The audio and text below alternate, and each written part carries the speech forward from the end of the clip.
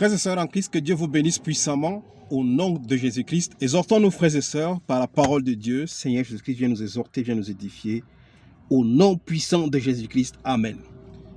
Frères et sœurs, nous voulons abolir l'évangile ici où les parents laissent les soi-disant églises à leurs enfants, à leurs femmes, à leurs frères. Cela est purement diabolique.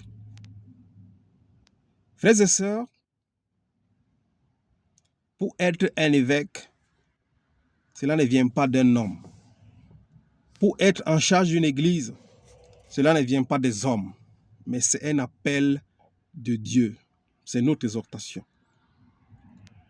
Et nous voulons également abolir l'évangile où on dit souverain pontife, souverain sacrificateur. Ça, c'est les hommes qui veulent voler la gloire de Dieu et de notre Seigneur et Sauveur Jésus-Christ. Frères et sœurs, il n'y a plus de souverain sacrificateur. Comme dans la loi, il y avait Aaron qui était le seul véritable souverain sacrificateur avant que le Christ ne vienne.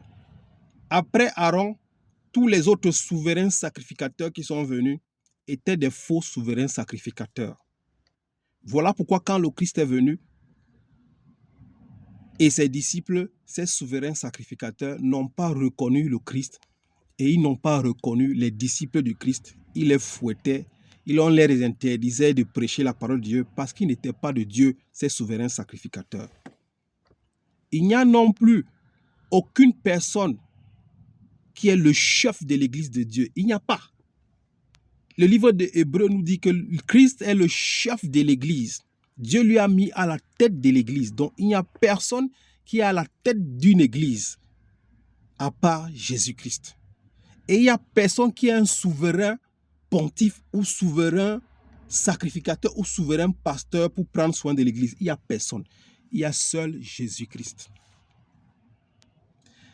Ne regardez pas ce qui se passe actuellement à Rome. C'est des choses humaines où les hommes s'enferment pour décider qui sera le chef de l'église catholique. Voilà, c'est déjà une fausseté, c'est une hérésie. Regardez dans la parole de Dieu. Avant que Moïse ne meure, Dieu a appelé Moïse. Lisez le livre de Deutéronome. Dieu a appelé Moïse. Il a dit, conseille Josué, fortifie Josué, dis à Josué de se fortifier, car c'est lui qui fera entrer mon peuple dans la terre promise. Moïse a appelé Josué de son vivant. Il a fortifié, fortifie-toi parce que c'est toi qui vas faire entrer ce peuple. Frères et sœurs, là où il y a Dieu, celui qui coordonne l'église de Dieu, comme les apôtres Paul, comme les Pierre, avant qu'il ne meure, Dieu choisit déjà qui va le remplacer. Les hommes n'ont pas besoin de s'asseoir pour décider qui sera le remplaçant de Pierre, le remplaçant de Paul. Non, avant que tu ne meures, Dieu t'appelle déjà. Si tu es véritable homme de Dieu, il te dit, voilà celui que j'ai choisi. L'exemple du prophète David, avant de remplacer Saoul, Dieu a appelé Samuel. Il a dit, va dans la maison d'Ésaïe, va oindre. Il y a l'un de ses fils là-bas. Et ce fils était qui? David, qui était le grand prophète, le grand roi. L'exemple du sacrificateur Élie. Quand ses enfants ont profané les offrandes de Dieu et la maison de Dieu, Dieu avait décidé de faire mourir Élie. Il a pris dans l'église le jeune Samuel qui était encore petit.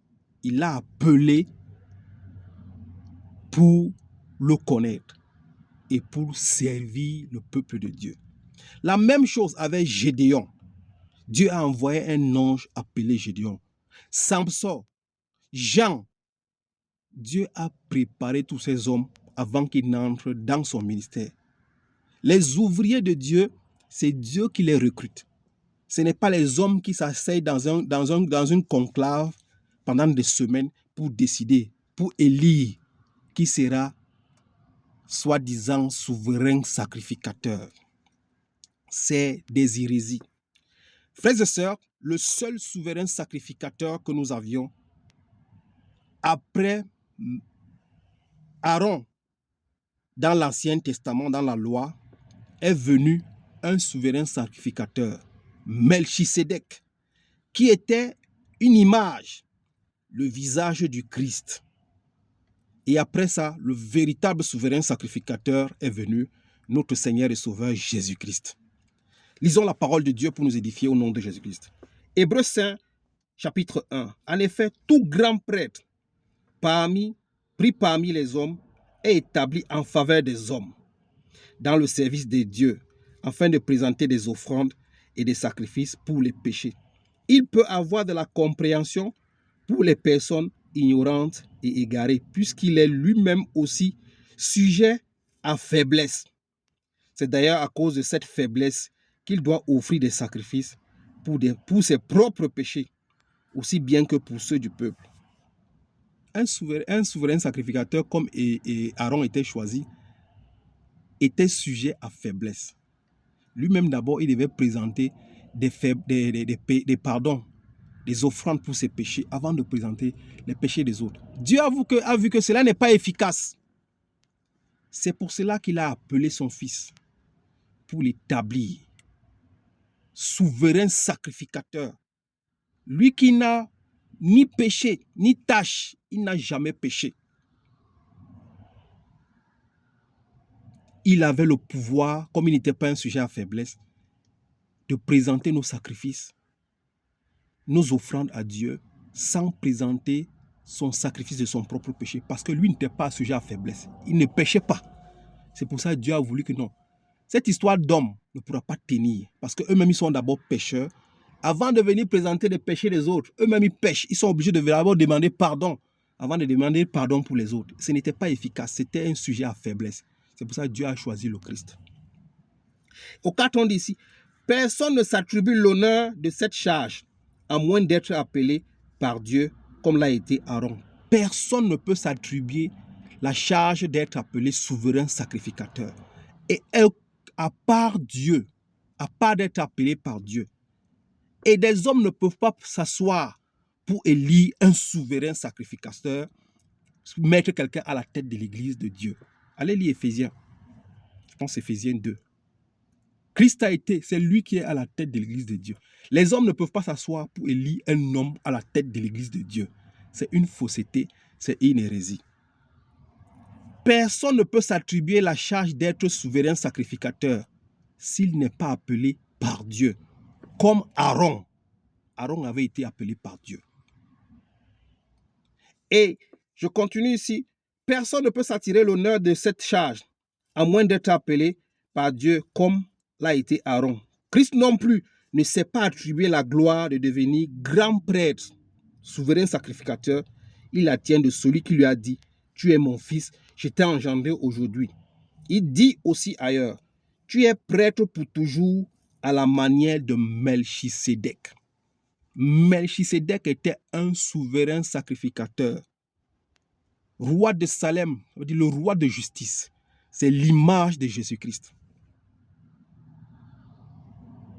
Voilà le véritable souverain sacrificateur qui est le Seigneur Jésus-Christ. Alors, il n'y a plus de souverain sacrificateur à part le Seigneur Jésus-Christ. Nous pouvons rapidement lire 1 Pierre chapitre 5. 1 Pierre chapitre 5 pour nous confirmer ça. 1 Pierre chapitre 5, la Bible déclare ici.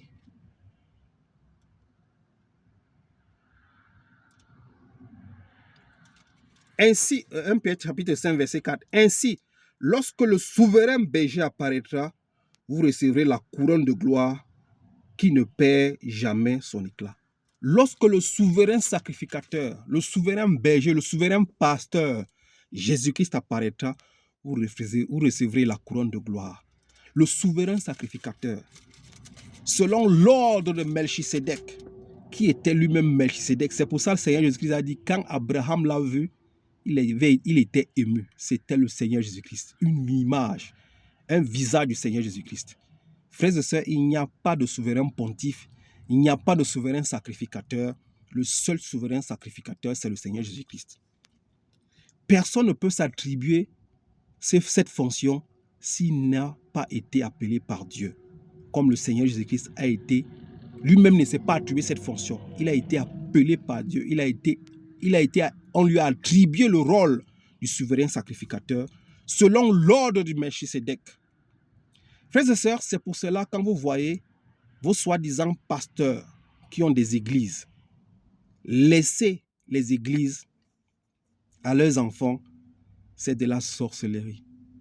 Ce n'est pas l'église de Dieu. Aucun homme ne s'autoproclame évêque, ni pasteur, ni prophète, ni docteur, si tu n'es pas également appelé par Dieu. Tout homme de Dieu est appelé par Dieu, comme les David, comme Paul, l'apôtre Paul qui persécutait l'église, Pierre qui était un pécheur, tous ont été appelés par Dieu. Mais quand vous voyez même aujourd'hui dans vos soi-disant églises, quand votre pasteur meurt, il laisse son fils, il laisse sa fille, il laisse sa femme. C'est de la fausseté. La Bible déclare dans le livre des Hébreux, personne ne peut s'attribuer cette charge, une charge d'être sacrificateur, si cela ne vient pas de Dieu. Frères et sœurs, il n'y a pas de souverain sacrificateur. La Bible déclare dans le livre d'Apocalypse, nous sommes un royaume de sacrificateurs. Nous sommes tous des sacrificateurs. Et personne n'est souverain sacrificateur à part le Seigneur Jésus-Christ. Abolissez également les églises où on choisit un souverain sacrificateur pour le mettre à la tête de l'église. C'est de la fausseté. Les églises également où le papa est mort, on prend le fils en main, ou on prend la femme en main, ou on prend la fille en main. Cela n'est pas de Dieu. Frères et sœurs, personne ne peut s'attribuer l'honneur de cette charge à moins d'être appelé par Dieu. Que Dieu vous délivre de ces hérésies au nom puissant de Jésus-Christ. Amen.